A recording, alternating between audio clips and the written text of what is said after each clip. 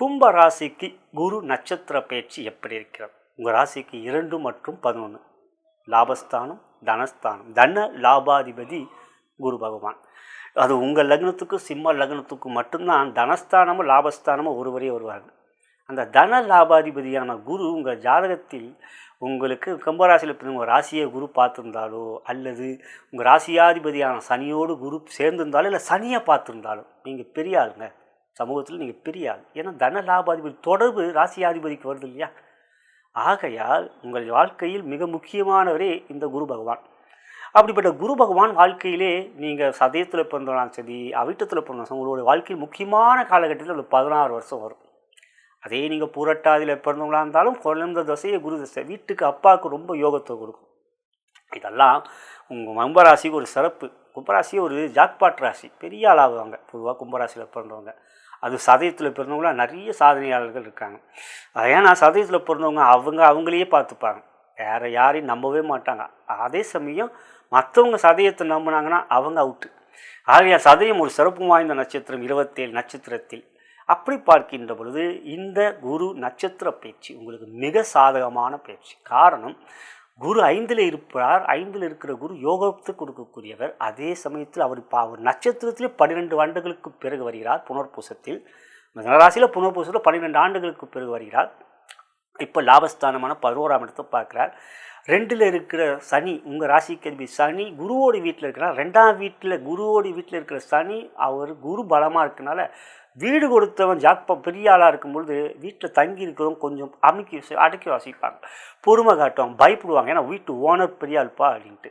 ஆகையால் சனி உங்களுக்கு ராசியாதிபதி சனி குருவுக்கு நட்பு காட்டக்கூடியவர், கட்டுப்படக்கூடியவர், குருவை விரும்புகின்றவர் சனி. குருவை விரும்புகின்றவர் சனி. அதே குரு சனியோட வீட்டில் தான் நிச்சயமே ஆகிறார் மகரத்தில். ஆனாலும் குருவை சனி விரும்புகின்றார். ஏன்னா சனிக்கு இருபுறமும் குருவோடைய வீடுகள்.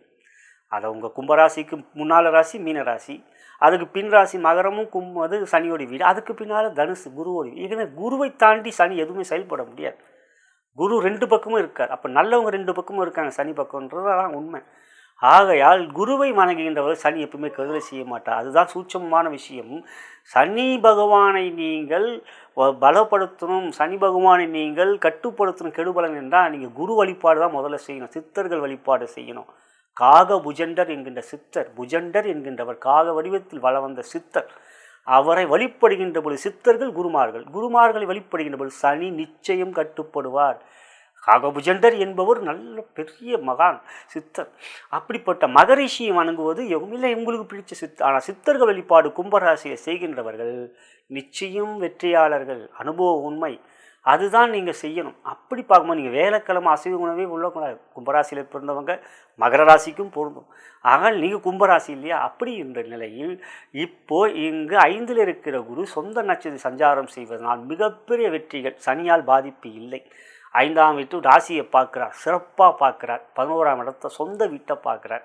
மேலும் ராசிக்கு 9ஆம் வீடான துலாம் ராசின்னு பார்க்குறார். எனவே தொழில் வியாபாரம் மிகப்பெரிய ஏற்றம், முன்னேற்றம். ஜென்ம சனியால் இருந்த கடன்கள் தீரக்கூடிய, வழக்குகளில் வெற்றி பெறக்கூடிய, அரசாங்க ஆதரவுகள், அரசாங்க உதவிகள் என்று சகல விதத்திலும் உங்களுடைய தொழில் வியாபாரம் பெரிய அளவில் விரியும், பெரிய அளவில் விரிவு பெறும். ஆகையால் வெற்றி உங்கள் பக்கம். வெற்றி லட்சுமி, தனலட்சுமி, தனலட்சுமி யோகம் மிகப்பெரிய அளவுக்கு. யோகலட்சுமி வீட்டிலேயே இருப்பாள், உங்கள் எண்ணத்திலும் இருப்பாள். எனவே எண்ணங்கள் தெளிவாகும்.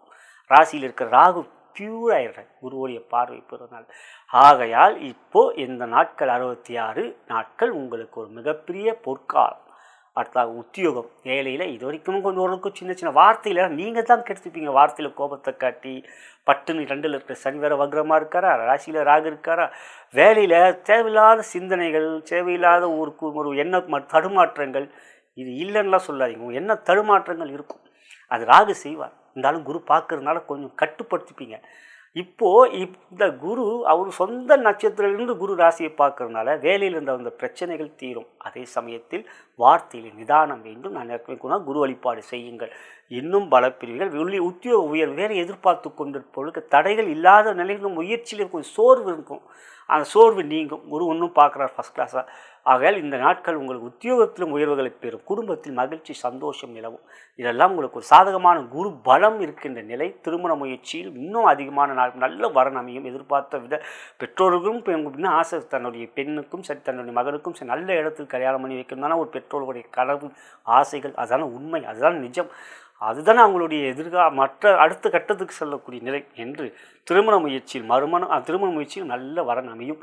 மறுமணம் என்கின்ற மனக்குலைகள், ஏன்னா ஜென்மசனியில் நிறைய பேருக்கு பிரச்சனை ஆச்சு, டிவோர்ஸ் வரைக்கும் போயிடுச்சு. நிறைய பேருக்கு புகழ்பெற்றவர்களே, சமூகத்தில் எல்லோருக்கும் தெரிந்தவர்களே பிரச்சனைகள் இருக்காங்க. அப்படி கும்பராசியில் இருக்கின்ற அவங்களுக்கு மறுமணம் நடக்கக்கூடிய யோகம் இருக்கிறது. மறுமணத்துக்குரிய நல்ல வரன் அமையும்.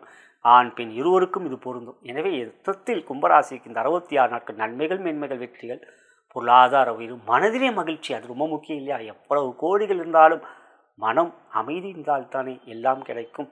எனவே இது முதலில் எது கிடைக்கும்னா மன அமைதி, மன நிம்மதி மற்றும் மனதிலே புத்துணர்ச்சி, பொருளாதார பெரிய எழுச்சி, பொருளாதாரத்தில் எழுச்சி பெறக்கூடிய வாழ்க்கையில் எல்லா விதத்திலும் மகிழ்ச்சியும் சந்தோஷம் கொடுக்கக்கூடிய நாட்களாக இந்த 66 நாட்களாகவும் நலம் பெறுக வளம் பெறுக.